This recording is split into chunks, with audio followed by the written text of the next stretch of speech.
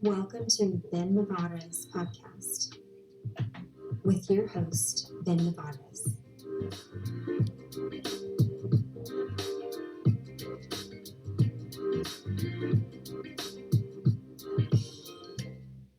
Good morning, howdy, and welcome back to the podcast. Today we have a gentleman by the name of Victor. Victor, how do you pronounce your last name? Dedaj.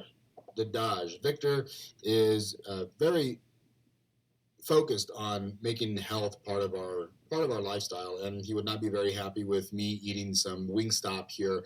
I just had a couple wings. I just finished a little bit of a run, and so you might hear me coughing a little bit today. Unfortunately, we are out of the running game, and so I just needed to do a quick workout before before we got started. I figured so a good release of some endorphins inside the brain, get a little bit of movement in. We've had two podcasts. We have one more for the rest of the day, and so I figured that it would be a good thing to do. But here we are with a little bit of a cough, so I appreciate y'all being patient with me there. Victor, thank you for coming on, sir. How are you doing today, man? I'm doing great. Thanks for having me on. I really appreciate it. Of course. Well, Victor, if you don't mind, talk to me a little bit about, where you started in your fitness journey. Why are you passionate about people being healthy, man? Well, it probably started about 16, 17 years ago. I had always had some issues. Number one, I had problems with pain in my teeth.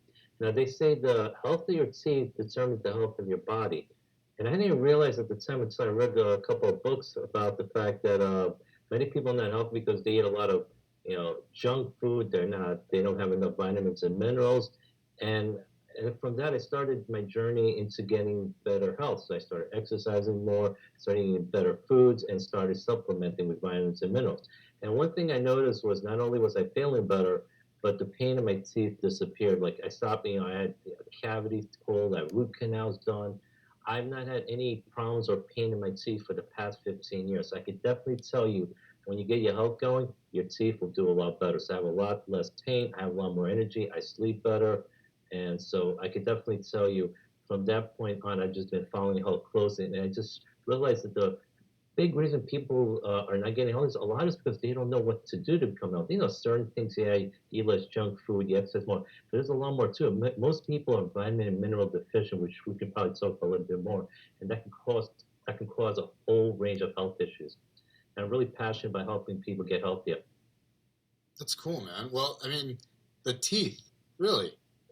Yeah. I never thought my symptoms would present in the sensation of my teeth. So people say they have sensitive teeth or sensitive gums. Is that something that is usually due to a mineral deficiency that you found? I would suggest they're probably deficient in something. Yes, if you obviously you got to floss and take care of your teeth, but at the same time, if you're doing those things and you're vitamin and mineral deficient, it can definitely cause issues with the gum and with the teeth. So if you take care of your vitamins and minerals, you supplement, you're much less likely to have those issues. Yeah, I could definitely tell you that. I'm pretty certain of it. No question about it. How did you figure out what minerals were you deficient in? Was it like a trial period of taking some things, or were you just taking a multivitamin, kind of just slamming your body with as much things as you could? Well, again, it did a lot of research, and again, all these vitamins and minerals, they all have different functions. So, and here's the thing: 100 years ago, you could get everything you needed from your diet, but for a whole host of reasons, it's impossible. And no matter how good, how healthy your diet is, it could be lots of fruits and vegetables and lots of other healthy foods, and it could be all organic. You're not going to get everything you need. It's the soils are minerally deficient. You're not going to get everything from your foods. So um, you just can't do it. So I did a lot of research, and I studied a lot of programs, read a lot of books, got certified as a holistic health coach. So I learned a whole bunch of things. So number one, for example, mineral, magnesium, very important mineral, maybe possibly the most important mineral, as a cofactor in over 300 different functions here. Most people are deficient in it for a whole bunch of reasons. Many people don't know that many water systems used to have magnesium in it, and then a lot of them have stripped magnesium out of it. As a result, many people are magnesium deficient. You get some in your green vegetables and a few other things, but it's not enough. And it helps you with your blood pressure. It helps with heart health. It helps you sleep better. It helps you relax. You can get in. You can also you find it in Epsom salt, which is why we bathe in Epsom salt. You tend to sleep better. So people who don't take magnesium tend to not sleep better. It also helps with depression. It helps with pain management. So it helps with a whole bunch of different issues. And that's just one example. If you just take care of it, your health will get better. Selenium is also important for your heart health. It's an anti-cancer fighter, for example. So it helps. It helps with a whole bunch of other issues. Calcium also helps with a bunch of. A lot of people don't realize. They think that if they get a kidney stone, it's because they have too much calcium. It's actually too little calcium. What happens is when you're calcium deficient, the kidneys start leaching the calcium from your bones. So that's what's actually happening. You don't have enough calcium, so you're trying to get it from where it is. So that's what the issue starts on. So another important mineral, certain vitamins like vitamin D, great for your immune system. It's great for depression. You get it from the sun. So a lot of people, if you live in areas where you don't get a lot of sun, yeah, you probably will get sicker more. Which is why, for example, I live here in the Northeast in New York City. During the winter, people get sick more. Why? It's not because of the germs. It's because you're not in the sun as much and you're not getting the vitamin D. And when you do go outside, guess what? You're covered all over. So the sun can't hit your skin. But during the summer, guess what? There's a lot fewer people getting sicker because they're getting their vitamin D. That very few foods have it. So during the winter, you need to supplement. So vitamin C helps with a whole bunch of different things as well. It's very important for your heart health. It's probably the most important one. It's great for your stress. A very important, vitamin niacin, which is one of the B vitamins, actually helps with your cholesterol level. A lot of people take all kinds of medicines for cholesterol. Vitamin, they have niacin can definitely help you with that. So those are just some of the examples. We can give you a whole lot more. But if you learn how much these things can help you, it will help so much. Vitamin E, also very important for your heart, helps thin the blood. It's a natural blood thinner. But instead, in hospitals, they give you a lot of these different blood thinners. Some of them are made from rat poison. They discovered years ago if you get tiny amounts of rat poison, it can help thin the blood. Now, granted, it's not enough to kill you, but why would you want rat poison in your blood? Why not have something natural like vitamin E? And the hospitals know that. They will tell you very often before an operation or right after the operation, they'll say, don't take vitamin D because it can cause bleeding. They know it thins the blood. So the question is, why don't they give you something natural like vitamin E to thin your blood instead of giving you some of this other stuff, which many of these medications have harmful side effects? I can assume why. There's not enough money in it, obviously. Come on, Bingo. Victor. Yeah. Duh. Come on. We know that at this point. Big Pharma has that guy locked down. But I think you bring up some obviously a lot of good points, and I think obviously teaching me several things about different vitamins. I greatly appreciate that. But I think you also you started off with, we don't get those minerals anymore in our diet because of our insufficient soil, right? Our soil that's been used over and over and hasn't been refed, and it's not living. And so I had a couple episodes ago, I think Lillian came on. And so, if you guys are listening, you want to go back check out our podcast. We talked. She used to be in a commercial kind of industry where in agriculture, where she got certified to be organic, and they were like, it doesn't matter if you have healthy soil. It doesn't matter if you have a rusty tractor running across the fields, leaking oil and going all over your products.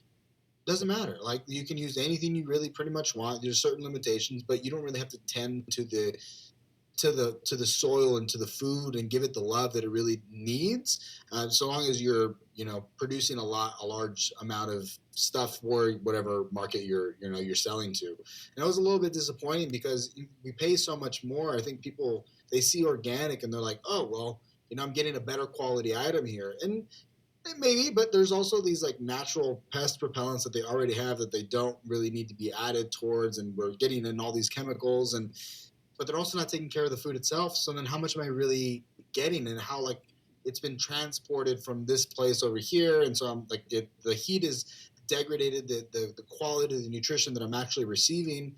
So how do I get all this stuff in my diet? Because we hear about the 1-a-day pills, and those are everywhere. It's a bit I think it's $1 trillion industry at this point, the supplement industry. So how can we get our food in a way, or get our minerals and keep healthy in a way that's still reasonable and accessible?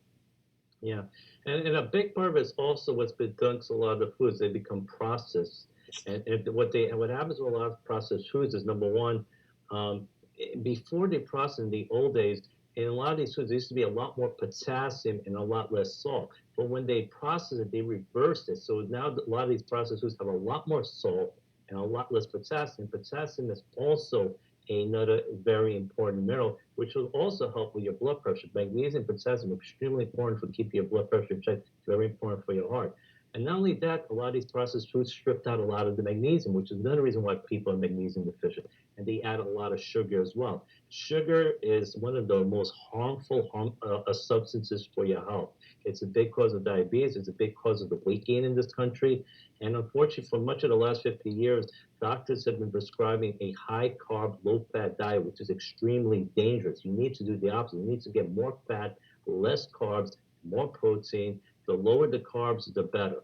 And unfortunately, people have it so they're getting a lot more heart disease, they're getting more cancer, they're getting more diabetes, and there's a huge obesity epidemic all because of this high carb, low fat diet. And you actually need fats. The fat is not what makes you fat, it's the carbs, the sugar.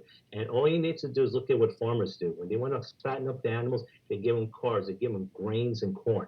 They don't give them fat. And high fructose corn syrup is everywhere, right? Like Mm-hmm. we want most of our hormones are regulated by healthy fats or fat by fats, right? But if Mm-hmm. I have good healthy fats for my body to use, then I'm gonna be overall a healthier individual. We definitely have way too much sugar in this society, and I think it's unfortunate. But I think that it's a conversation that's been happening so often that I think that we're moving towards the direction where people are really recognizing that. But at the same time, we're also gearing towards like I'm drinking a 0 calorie drink right now, and it's still sweet. So I'm using um, a sugar alcohol, right? Which I don't know is any better, right? Like these aspartames and all these other things, are they really that much healthy? I think I just saw a recent study that came out that said it was a big leader towards cancers, and so it's like, man, it's kind of hard what, like, they always say stay on the outside of the aisle. So there's no there like if you're at the grocery store, always it's easier just that way. But again, like, and on top of that, maybe making sure that we're shopping local, so that you're getting whatever's in season and maybe in a healthier spot. So my question still exists, like, what do you recommend that I like? Where do I go to get some good healthy minerals or vitamins? Oh, well, that's something I do, but I'm not gonna like give a website here because we do that. Because here's the thing: there's a lot of junk multivitamins out there. Because here's the thing: it's not what you take; it's what you absorb. And unfortunately, if like you get it from these local national chain drugstores, their multivitamins, I can tell you the vast majority of them are pretty crap. You're gonna get 10% absorption rate.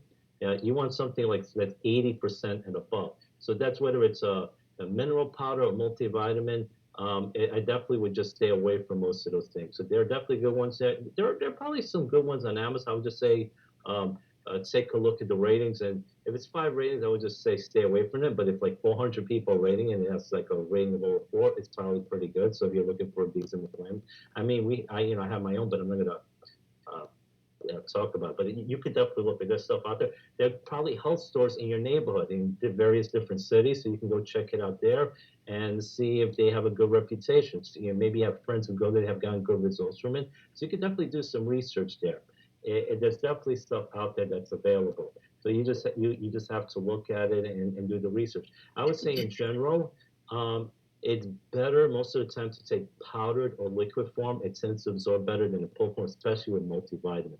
Unfortunately, a lot of people, and because we're used to taking pills, because we take medicine. What do we get it? We get it in pill form.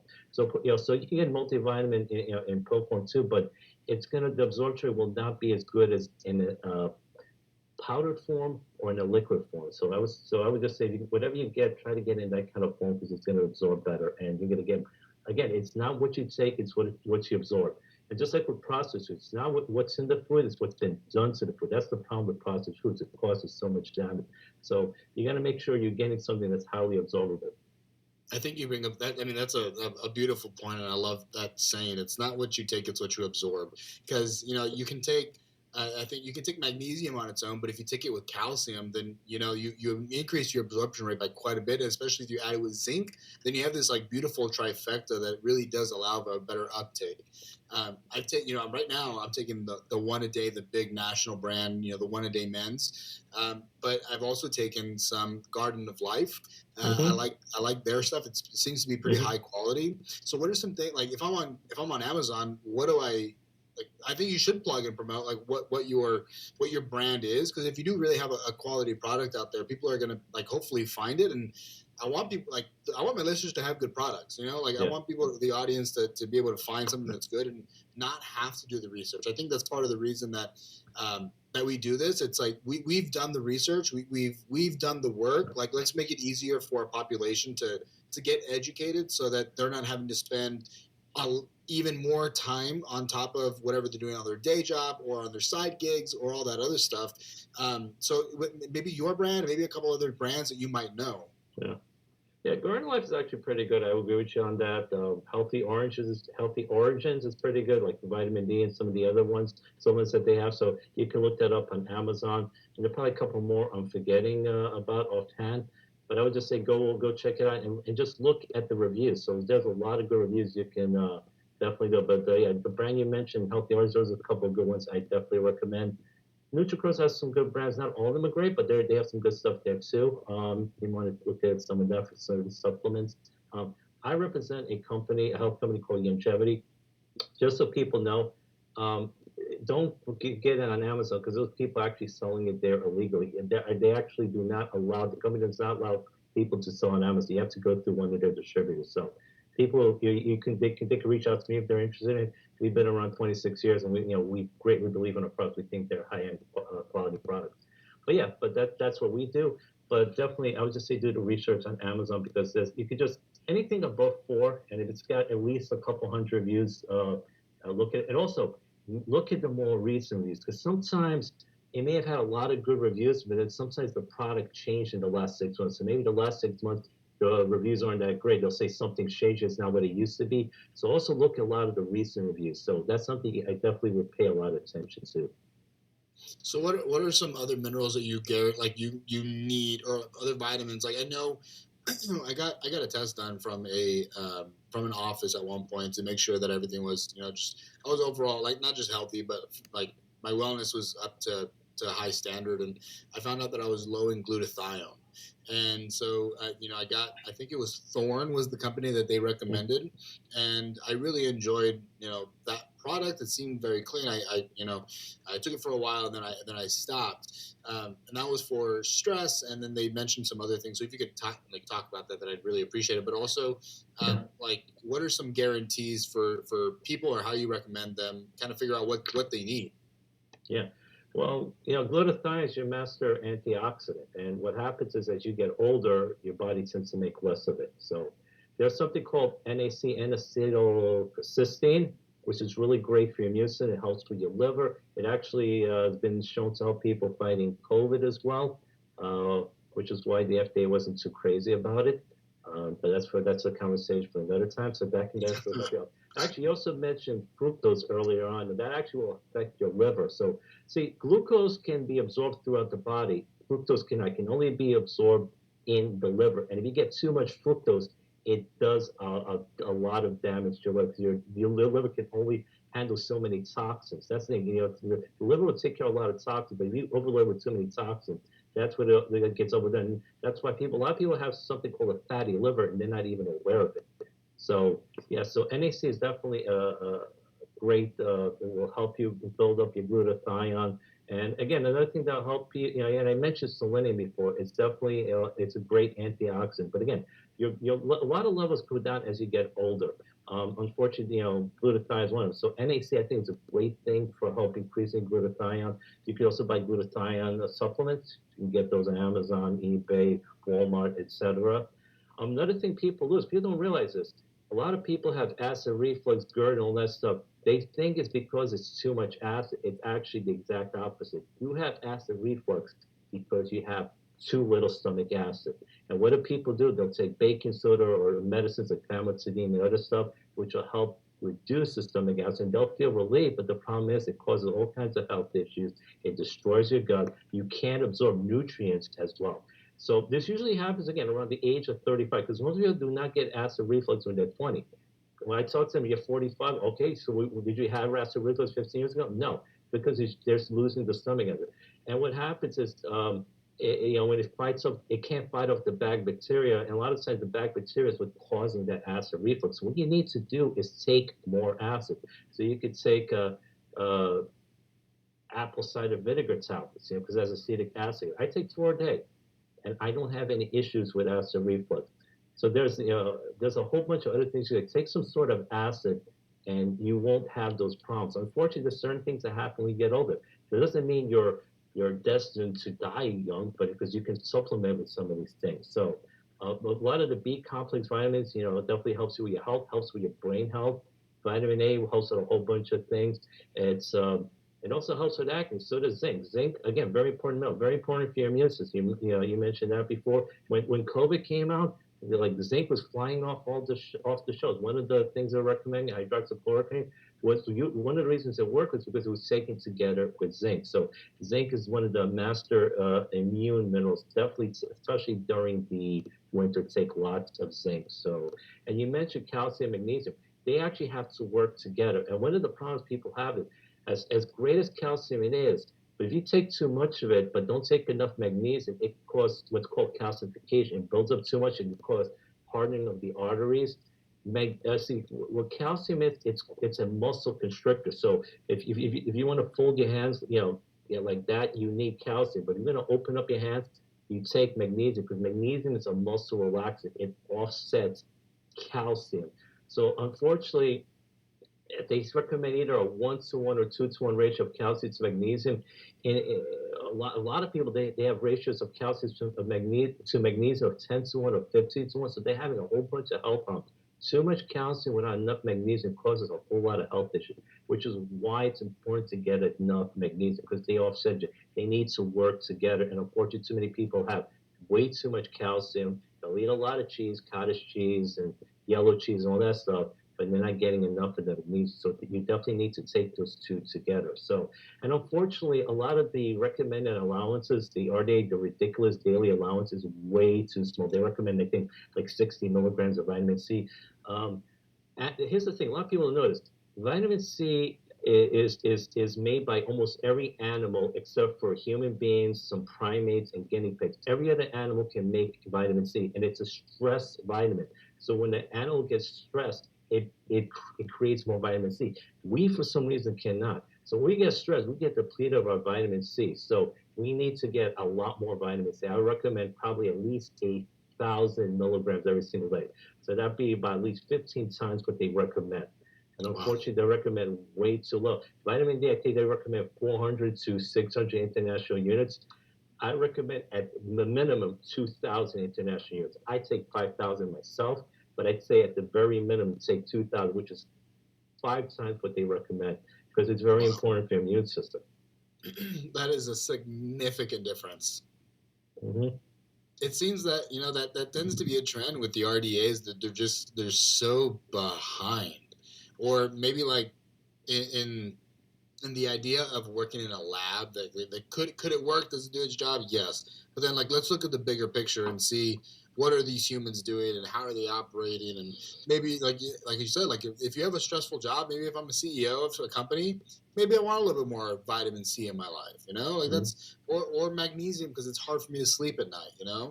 Um, I used to take Epsom salt baths before either training sessions or after training sessions. Just I couldn't go to sleep. Magnesium, it was always a really good option, and it worked really well for me. Like why are the RDAs so behind? That's a good question. I don't know. Maybe maybe they don't know. It probably hasn't been changed in like 60, 70 years. So I don't know if they don't know too much, or maybe they don't want the public to know. And here's the thing: when the public looks at it, they say, "Well, I'll just take that much." But if I take too much of it, it may be too dangerous for me, so they're afraid to take it. So they get scared. They just figured that's all that's recommended. But a lot of these things they should be taking a lot more of these things, and unfortunately, because they don't, they're having severe vitamin and mineral deficiencies. People get aneurysms. You hear it, people die of aneurysms. And aneurysm is just simply a copper deficiency. You get enough copper, you will not get aneurysm. Now, here's the interesting thing here. How do farmers take care of the animals? There's no Blue Cross and Blue Shield because they had got insurance for the animals. A hamburger will cost like $500. They make sure they get enough vitamins and minerals for them because they want to keep them healthy because they don't want to spend $20,000 to $30,000 for an operation for their cow. Good point. They take care of it for the animals. The question is, why don't we do it for human beings? Now we can go into big pharma because they do make money when people get sick. So, but farmers they can't afford to get their animals to be sick, so they make sure they get the proper vitamins and minerals, and which is why for a lot of animals, a lot of diseases have been eliminated because they got to keep them healthy. Because if the cows get sick, the pigs get sick, the farmer goes bankrupt. So they know this, but we don't do it for human beings. So the question is why? That could be a topic for another show. I think that's so great. I mean, that's insane. Like, it's logical. I mean, that makes sense. Like, you hear every so often, like, I guess the most recent one was the eggs, right? Like there is I forgot what exactly had happened with the chickens, but we had severely lost a lot of our eggs, and so it was a big deal. But then, how often do you hear about them? It's rare.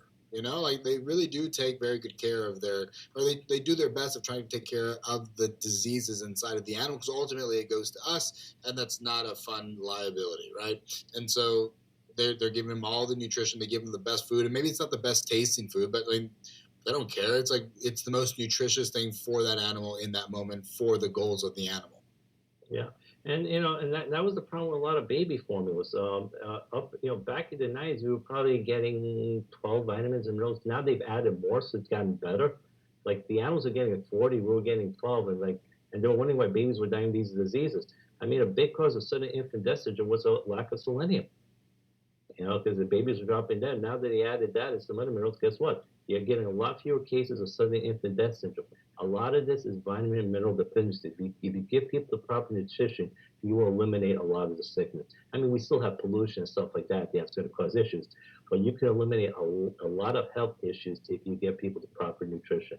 And unfortunately, they're keeping a lot of people in the dark. You're right. Some people are starting to wake up from it because there's a lot of good information out there. There's a lot of videos out there, websites people can do their research on. So you can definitely learn a lot from it. So people are starting to wake up. I still think there's still a lot of people who don't know about it, but compared to say 10 years ago, there are definitely a lot more people who are educated about the topic. And I think because maybe I'm in that industry, that's my space, I hear a lot about it. Like it's a constant conversation that I've been having for years now. But maybe somebody who's in, who's in construction, you tell them like, yeah, you need more magnesium. They're like, well, what are you talking about? And it's like, yeah, it's like it's a whole thing, But like they don't know, like they don't have the time for it. They're just they're adjacent, they're in a different industry. It just happens to be that you and I happen to be more around it, so we get to have the conversation more often, which is awesome. We need people of all types to be able to help each other grow. So but it really is, the answer tends to be almost always nutrition. Absolutely, it's just a huge part of it, and you know, I've had relatives who died for a whole bunch of reasons. Some of it because they were smokers, some of it because they didn't take care of their health. So I don't want to see so many people die unnecessarily. If they can give an extra 15, 20, 30 years, spend time with their family, with their kids. It's a shame to see someone go to an early grave when it's not necessary. And it's not a lot of times people don't know any better. So you take care of the nutrition, you would take care of a lot of things. So I'm really passionate about that and just trying to get as much of this information out to people. Look, I'm going to talk about another thing that's been a lot of people get bad. You mentioned eggs earlier. Eggs are some of the most healthy and nutritious foods you can eat. It's been bad. People were eating this for centuries because they say, well, it causes high cholesterol. Actually, your cholesterol level is not determined by eggs. 80% of your cholesterol is made by your liver. Now, and the cholesterol is another thing that's been bad by people. If your liver is making it, it means it's necessary. A big chunk of your brain is made up of cholesterol. And unfortunately, when people's cholesterol levels get too low, guess what happens? It causes a whole bunch of health issues. And since they started lowering the cholesterol levels with these drugs, in the last 50 years, there's been a huge increase in Alzheimer's and dementia. and it's correlated to the fact of lowering the cholesterol. So yeah, if you want to lower it a little, fine. If you lower it way too much, you're asking for issues because your brain needs that cholesterol, and when it doesn't have it, it's going to have some of those diseases. And a big cause of it is because they're lowering the cholesterol. The eggs really don't raise it up, because the more eggs you eat, guess what? Your liver will start making less cholesterol. And your eggs, it's not just the protein. People only want to eat the white parts, get the protein, but 40% of the protein is in the yolk, and the yolk has a whole bunch of vitamins and minerals. It's got selenium, choline, it's got a whole bunch of different health benefits. The only thing probably more nutritious than an egg is human mother's milk, but it's been so denigrated the last 50 years. A lot of people are afraid to eat eggs, or they only want to eat the white part of the egg, but the yolk is where most of the nutrition is. And people eat eggs, and I recommend not frying it. I recommend either hard boil or soft boil because it keeps more of the nutrition. But people who eat eggs tend to live longer because there also something they call myelin. That's something else in your brain that lessens as we get older. Yeah, the sheet, yeah, and it's one of the reasons why people slow down as they get older. So if you want to keep your myelin levels high, eat lots of eggs. Eat a minimum of 2 eggs a day, and it's going to help you a lot with your health. Don't let the scaremongers scare you.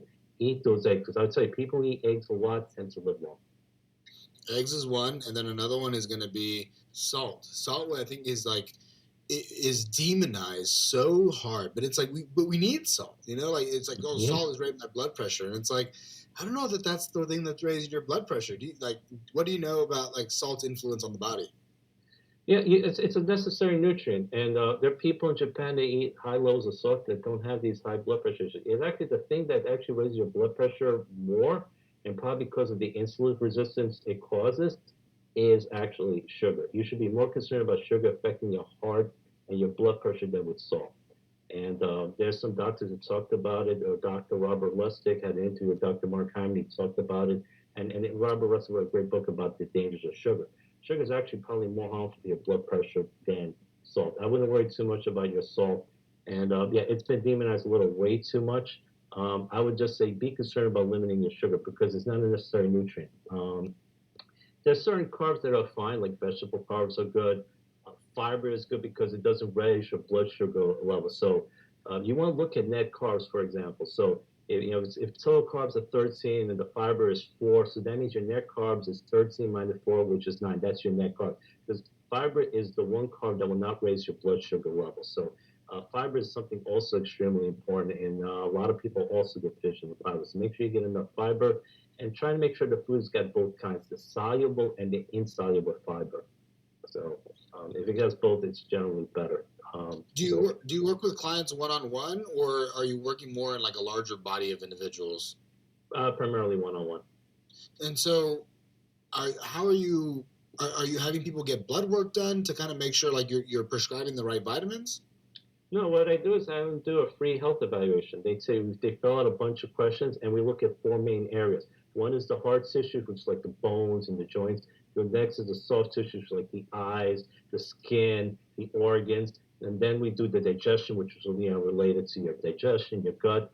And the other part is your blood sugar level. And based on the answer to those questions, we can see where they're doing well and where they're deficient. So the areas where they're deficient, we work on improving that, and we have products to help them deal with that. So it's based on filling that health evaluation, and so we can tell where they're lacking, and then we work with them for like 5 6 months, and then we take the product and say, let's do another health evaluation, see how much your score has improved, and you'd be amazed. Like 50, 60 years ago, people in their 20s, they will always have good health evaluations, but there are a lot of people that are 25 years old that are struggling with their health right now. A lot of because of what's been going on. It's amazing. A lot of kids in their 20s and 30s getting cancer, which was unheard of 50, 60 years ago.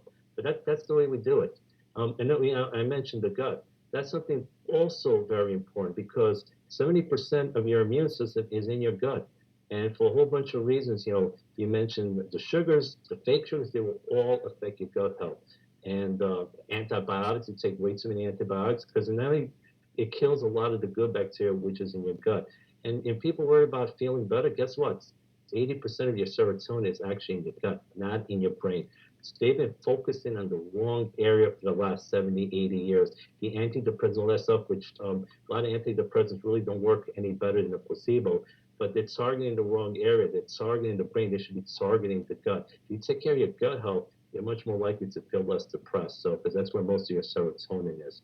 So that's something that's also extremely important. Your gut health is so crucial, and most people have compromised gut for a whole bunch of reasons. And so, just for the people that don't know what serotonin is or what it does, do you mind elaborating a little bit?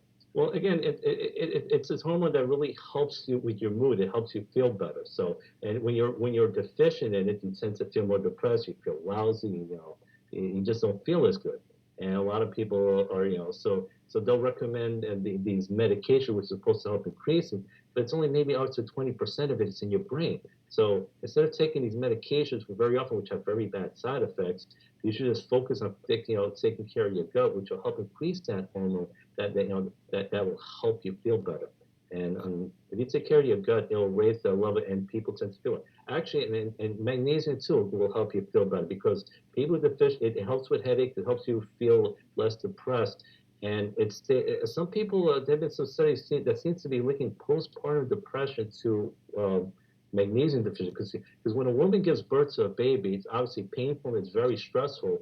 And when you get stressed out, your magnesium levels also get a lot lower. So women who give birth very often are deficient in magnesium. It could be one of the possible reasons for postpartum depression in some mothers after they give birth. So maybe giving them some extra magnesium might help alleviate the symptoms of postpartum depression. So magnesium and vitamin D, and I mentioned before, and improving the gut health. You take care of those things, you can probably eliminate a good chunk of the depression from it. We won't eliminate everything, but we'll get rid of a lot of it out there.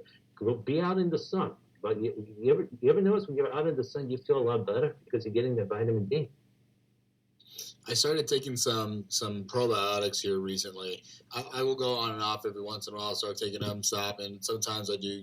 Yogurt. It's a good, not alternative, but a good natural way to get some extra probiotics in our diet. So you always see those little, there's a bunch of stuff at the grocery store you can take just to drink, daily little drinks. I started taking a daily pill, and I think it's like 1 billion live,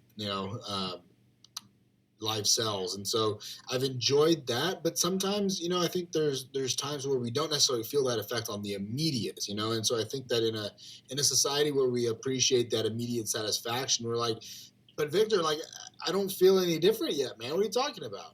Yeah. Well, that's where the compound effect comes in. See, anything that's great takes a long time. A baby takes 9 months to develop. I mean, the old days when we were a farming community, we understood you plant, you cultivate, then you harvest. Too often, everyone wants to plant and harvest the next day. It doesn't work that way. It's going to take maybe 6 months to harvest that crop. And same thing with taking care of your health. Les Brown talked about the bamboo tree. It grows 5 years underground, no growth whatsoever. It's watered and nurtured for 5 years. All of a Wow. sudden, the fifth year, it grows 90 feet. Did it grow 90 feet in those 2 months, or did it take 5 years? It was those 5 years of watering and nurturing it that caused that bamboo tree to grow 90 feet. Now, here's the thing. The compound effect can work against you or for you. Now, here's the thing. If people had a heart attack after eating a couple of McDonald's Big Macs, they would not go to McDonald's every day. But you don't see the harm that's done to your health by eating a lot of this processed and junk food. It takes years of eating a lot of crappy foods to have those health issues, the cancer, the heart disease, and all that stuff. Same thing with your health. I mean, one day of dieting is not going to help you lose weight. It's going to take many months of dieting, either better quality food, exercising, all that stuff. It could take weeks and months. People have to be patient. But inside, your body is working on it. And so you may not see it in a week or two, but over the course of months, you'll see the difference. Or if you want to have weights, you lift weights, you want to look like Arnold Schwarzenegger, you're going to have big muscles going to the gym a couple of times. You got to go over the course of many months consistently. You got to be consistent with it. Consistency is what helps you. A lot of people are not disciplined consistent. I'll give you an example. If you double a penny every day for 30 days, now in the beginning it doesn't seem like much, 2 cents, 4 cents, 8 cents. But after 30 days, you get $5 million. That's the power of compounding. But if you skip it every other day, if you only double it every other day, you only have $163.84. So that's what lack of consistency hurts you. So the compound effect combined with consistency, you have to be consistent day in and day out. A lot of people are not consistent with their diets. They don't take care of themselves. And one thing I will talk about, exercise is something very important. It's good for your heart health, cardiovascular, good for your brain. But a lot of times when you're working out, You're not just losing that sweat, you're losing a lot of vitamins and minerals. So you have to make sure you supplement after you work out because when you don't supplement, it's going to cause a lot of health issues.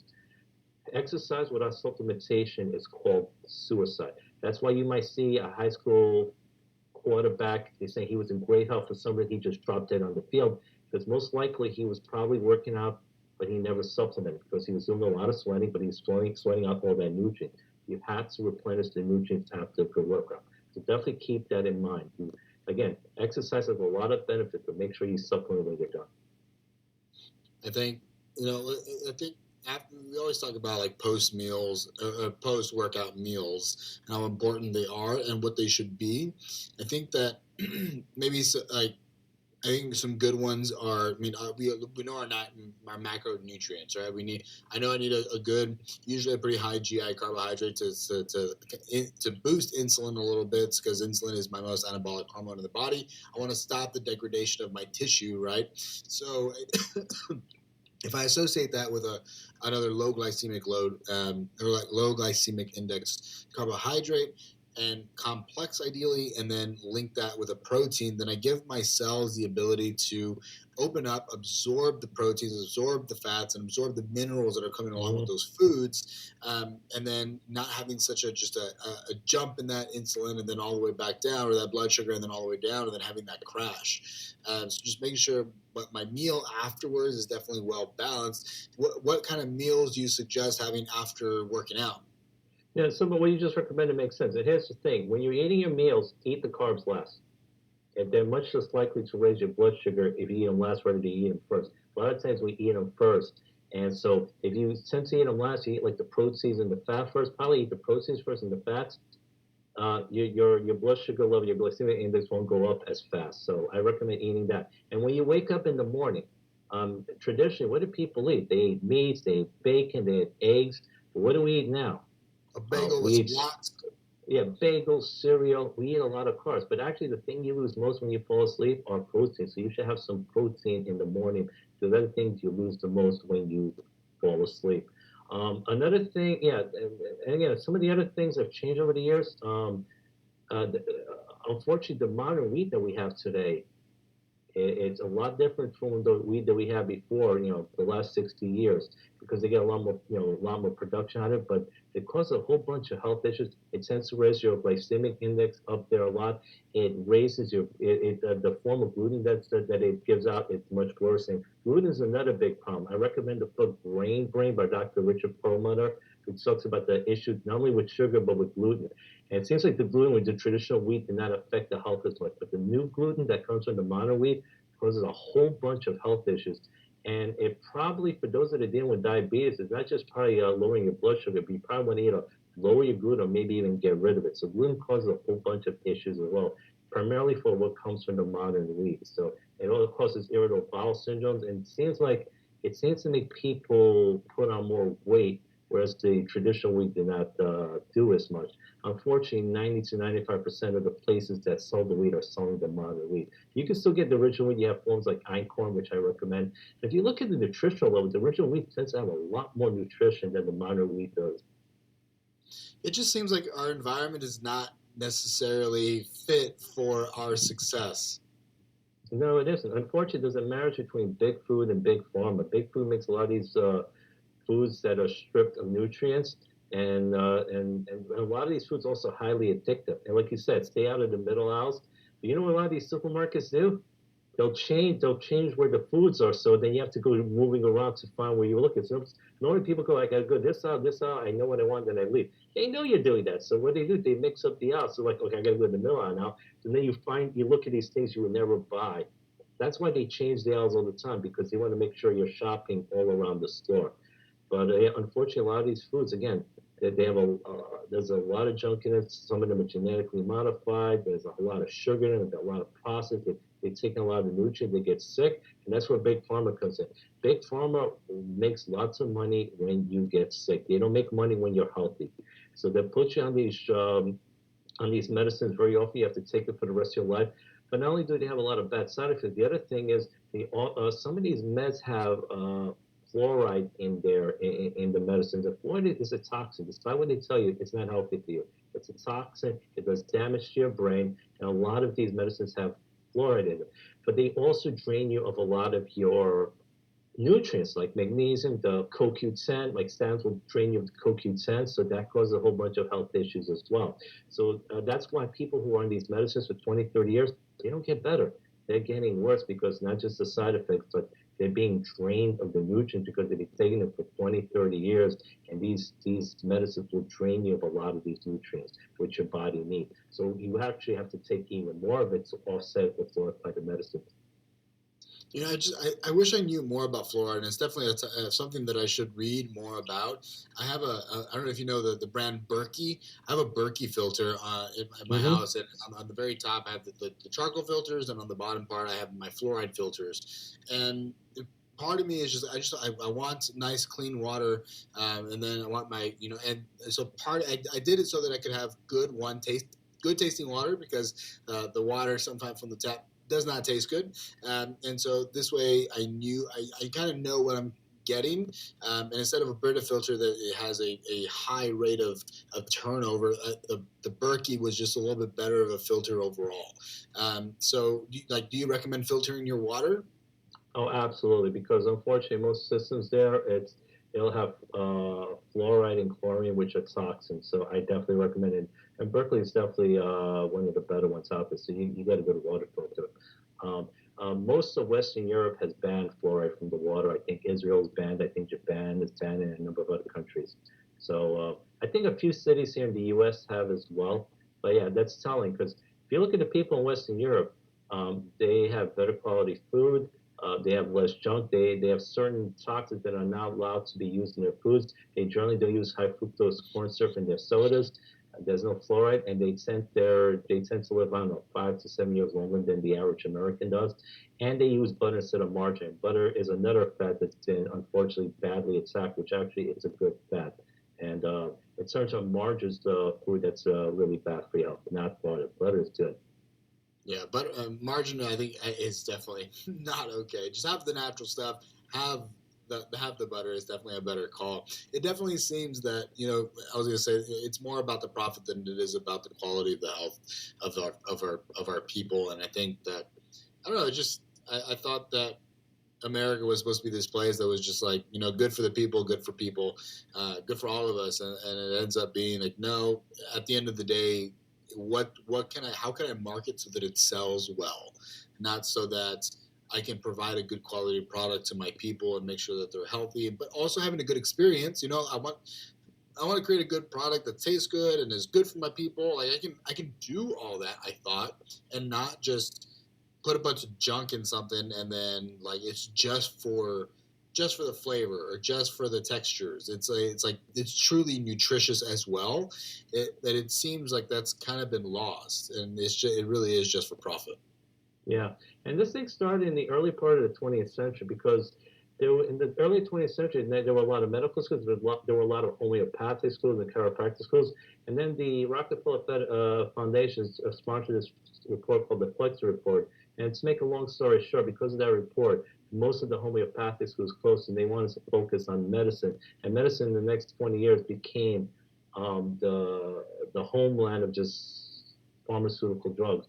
And a lot of these labs from colleges, they get the fund. They don't get funded by the government anymore. They get funded by big pharma companies. So guess what? They're doing research that supports big pharma because if you don't come out with results that they like, they're not going to fund you anymore. So, but again, a lot of the natural homeopathic schools closed down, and then unfortunately, many states do not allow for holistic naturopathic doctors. Some of them do, but there's still a number of states that don't allow it.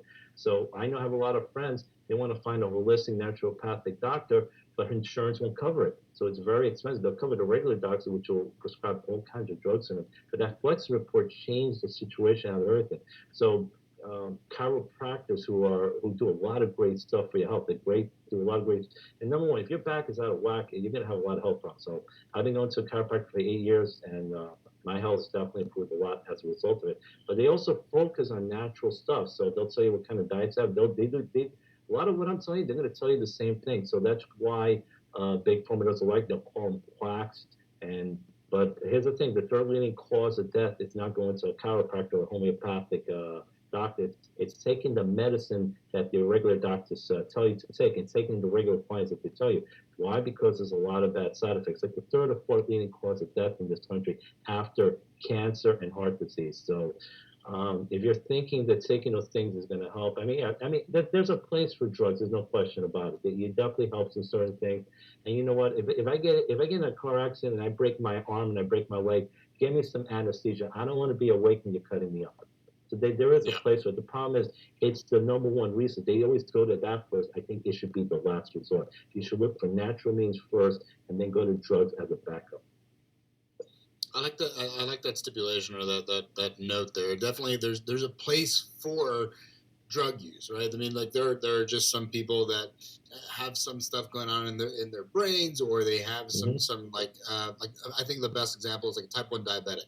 They just don't make insulin the way that they should, right? That is just how it goes, and so um, yes, I can also make sure that what they're eating, their diet is good. But at the end of the day, I also need to make sure. I thank Big Pharma that they can create some good insulin for those people so that they can live a life. So I think there is definitely a place for it. It's just the overuse of it sometimes. I went to a psychiatrist one. I was just talking about a friend about this. And during my first meeting, it was on a voice call. They're like, yeah, I don't know. It sounds like we should get you on some medication. I'm going to go write you a prescription. And it was like within 15 minutes of our first interaction ever. And it felt too quick. Like we're just handing out pills. So you don't even like, yeah, maybe you know a little bit more about my story, but like, you don't really know how I interact. Maybe we have a couple more meetings. Maybe we talk for an hour or so. And then not just like go straight towards that because man, like, oh, are you working out? Like, why is that not the first question? Or how's your diet? Or how's your sleep? Right? Like, these are not the questions that they ask. It's like, we'll just go and get you on some medication and see how you do. And then it turns out that medication, I was on Wellbutrin, that medication, it just gave me like these suicidal thoughts. I did not enjoy it. I was like, man, this doesn't seem right. And so I ended up stopping and then not continuing. But like if I just made sure that I was sleeping better, maybe not having so much caffeine late at night, so I could sleep better, and work out some more. Maybe not even if it's intense working out, but like going out for a walk at the end of the day, and like taking my time to just breathe and be in nature for a little bit longer. Like that proved to be like super beneficial to me. But the first thing that he did, let's get you on drugs. Yeah. That's too much. No, I agree. Yeah, and actually, walking is not a great exercise. It helps so much. It also helps your mood. It makes you feel better when you walk. And I would recommend anything high intensity. Don't do it 4 hours or longer before you go to bed. Don't do it like 2 hours before you go to bed because you're gonna have trouble sleeping. You're gonna have a lot more energy. You're gonna have trouble sleeping. So I would just say, if anything high intensity, do it 4 hours or more before you go to bed. But I recommend that. But yeah, one of the problems is for a lot of doctors, they've been trained that way. They spend no more than anywhere from 3 to 20 hours studying nutrition all those years of med school. They spend very, very little time, and that's done on purpose. So I don't blame the doctors as much because I blame the way they were taught because they weren't taught. They would just say, you give them this medicine, give them that medicine. So that's why any issue, they say, you take this drug, you take this. And unfortunately, the Western medicine is allopathic. It doesn't focus on the person as well. It's like an assembly line. You give everyone the same thing. That's why you go to a primary doctor, you're not going to spend more than 5 to 10 minutes there because he's seeing 300 people there during the day. But you look at Eastern medicine, it focuses on the whole person. That's why, where I'm coming from, I'm a certified holistic coach because we look at the whole person and not just one thing. You have a lot of doctors that are specializing in heart, the kidneys, and different parts, and that's good. But you have to look at how does everything work as a whole for the body because the body is one whole thing. And unfortunately, a lot of doctors they only look at one part of the body and ignore the rest of it. And that's the problem. They want to give you this medicine, but it also doesn't. And then the thing is, the more medicines you're on, guess what? They're going to have bad reactions to certain other medicines, and people have the bad side effects. So you're on 6 or 7 of them, and you got to make sure it doesn't interact with the other one. And here's the other problem. I work with certain people.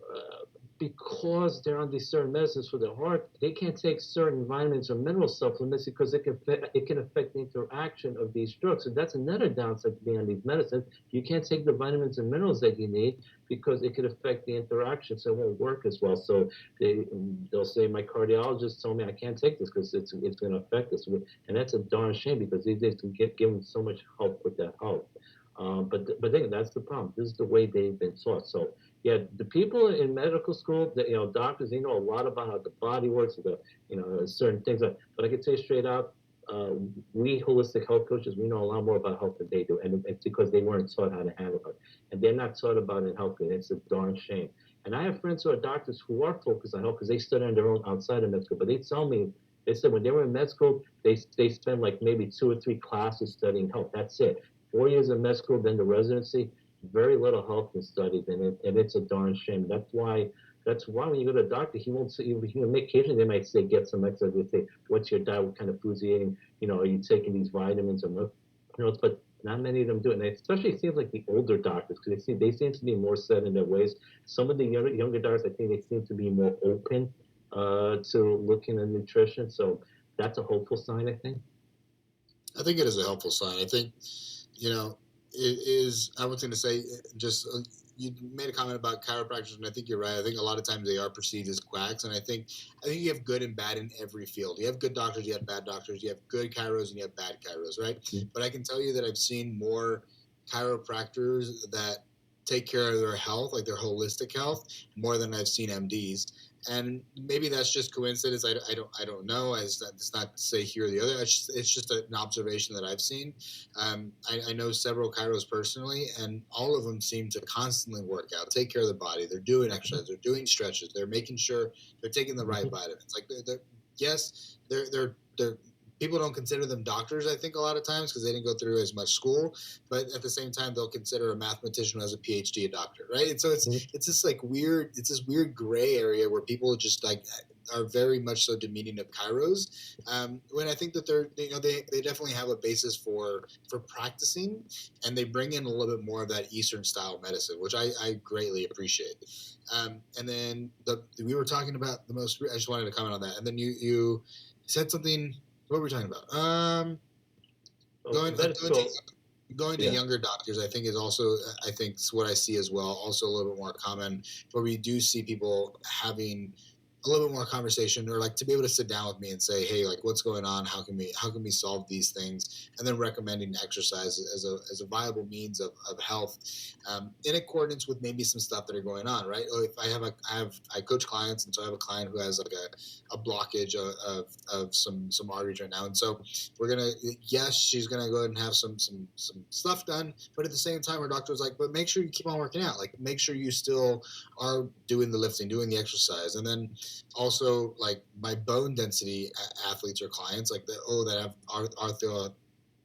arthritis or osteopenia. It's the recommendation, I think, more and more often is make sure you are lifting weights. And I think it used to be, oh no, don't lift weights, you don't want to get hurt. Now it's make sure you're lifting weights so that we can increase that overall bone density.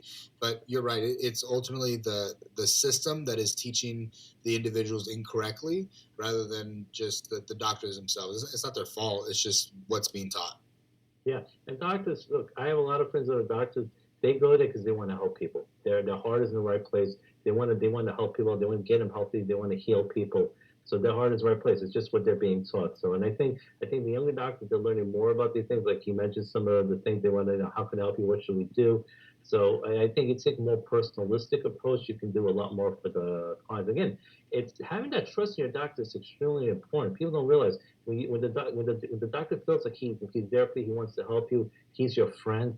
That really helps a lot. 'Cause a lot of people get scared when they go to the doctor. So for those of you that are doctors that are listening, just remember that when you talk to your patient, that calmness, that reassurance helps your clients so much. So that's just something for the doctors who are listening. Just remember that, because especially the elderly ones, they're concerned about these comorbidities, so they're concerned about that. And lifting weights is very important. It's especially as you get older. what's that term, sarcopenia, because of loss of muscle mass, stuff like that. So actually, the older you are, you're 60, 70, you actually do need to lift weights. So it doesn't stop when you're 40 or 50. It's actually more important as you get older. So it's a good point you brought up. I think that we live in a society that doesn't, like I watched a documentary about the blue zones on Netflix just recently, and all of these different areas, they really have I think a bigger sense of community, like where people are getting around. There's intergenerational households, like there, and in here we drive everywhere. People don't have their own gardens. We rely on somebody else to take care of our own health rather than taking it into our own hands. Versus, I think that a lot of these other places they had their own home gardens. They took care and they created their own stuff for their house, like whether like their tools. They cooked at home more often, and so like all these little things that like we're lifting weights but not really. You're squatting, you're getting up, like you're staying very physically active. But now in the Western society, we have to make it a point that we go to a gym to do those things, and then we subscribe to that gym and then never show up. And it's like, well, if you're not getting it at the house, you got to get it somewhere. And so like it's an opportunity to create a community as well as build our overall health, because we don't have it's not necessarily wrong that we don't get to cook as much, right? But then go to the gym more, right? Like make up for it elsewhere.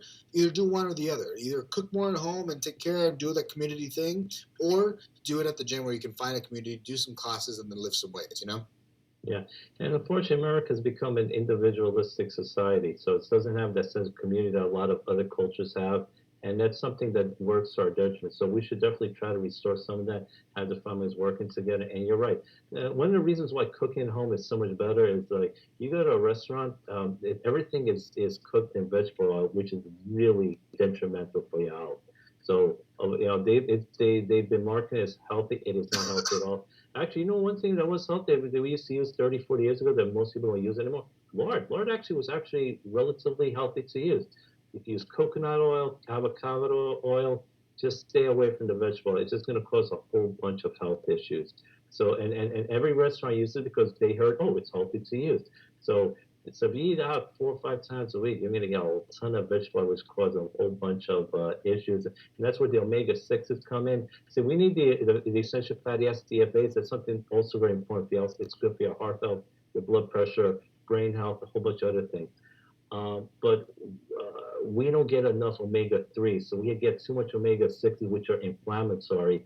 Omega 3s are anti-inflammatory. So we need to up the level of omega 3. But if you take too much vegetable oil and stuff like that, you have way too much omega 6, which means there's more inflammation in your body. And inflammation causes a whole bunch of health issues. So definitely try to look into increasing the omega 3s as well. But yeah, it's definitely healthier. Try not to eat out as much. I mean, it's good to go out, but I would say don't do it more than a couple of times a week. If you're doing it 5 or 6 times a week, it's going to cause a whole bunch of health issues, and it's a lot more expensive. That's right. That's right. That's for sure. I think it's. I don't know that it's necessarily that they think that vegetable oil is healthy. I think that it's probably just it's less expensive.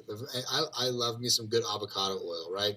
I also really like some good olive oil, like some good quality olive oil, and it's not as affordable as some Hmm. vegetable oil. Vegetable oil is pretty darn cheap, but my avocado oil healthier and more expensive. It almost seems like health is a luxury to some at some point. Mhm. Yeah, it definitely costs money. Some of these things cost more. Coconut oil also good, and that is some people they know these things are healthy for them, but like they might be on tight budget, so it can be offering support some of these better things.